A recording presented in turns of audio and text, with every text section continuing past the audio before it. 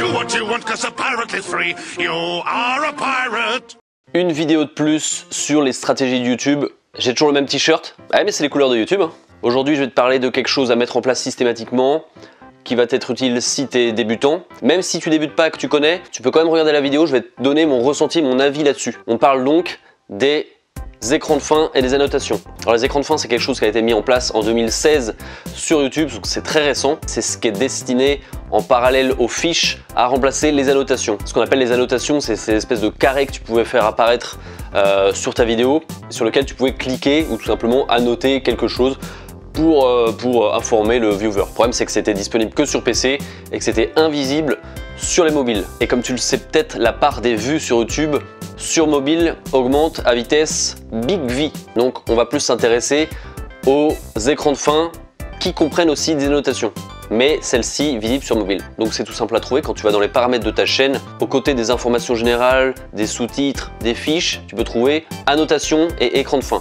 Et dans cet onglet, tu as deux options possibles. Mettre un lien cliquable de ta chaîne, abonnez-vous, et mettre un lien cliquable d'une vidéo, d'une playlist, d'un site externe. Et ça, c'est top. Bon, alors moi, ce que je te conseille, c'est d'utiliser un modèle prédéfini, c'est-à-dire qu'il te propose, par exemple, un ou deux liens de vidéos, playlists, chaînes, etc. plus le petit rond qui correspond à abonnez-vous à ma chaîne. Mais de plus en plus, j'évite de mettre deux liens, les deux liens carrés que tu peux retrouver, les deux fenêtres, parce que j'estime que ça peut un peu perdre le viewer. Donc peut-être mieux vaut mettre un lien, tu peux mettre une playlist. Tu peux regarder à la fin de cette vidéo. En principe, ce que je fais, c'est que je mets le petit rond abonnez-vous et la playlist des stratégies YouTube dont cette vidéo fait partie. Et un autre truc que je peux recommander, c'est de ne pas mettre cet écran de fin, ces annotations, tout à la fin de ta vidéo. En fait, tu as une structure dans ta vidéo.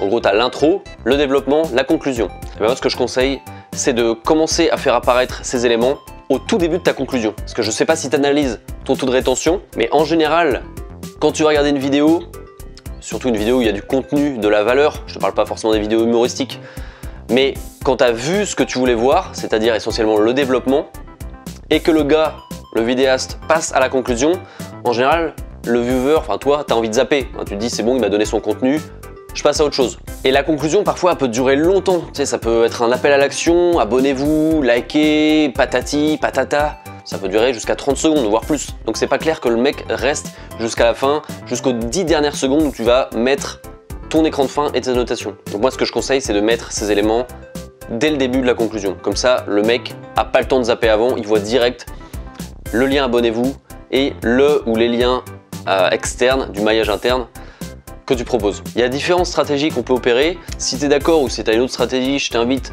à en discuter dans les commentaires si tu le souhaites. Ça peut être intéressant de confronter un peu nos expériences, nos opinions là-dessus. Je te souhaite une excellente journée et surtout, reste libre. Ah non, c'est pas à moi ça. Faudra peut-être que je me trouve un petit slogan.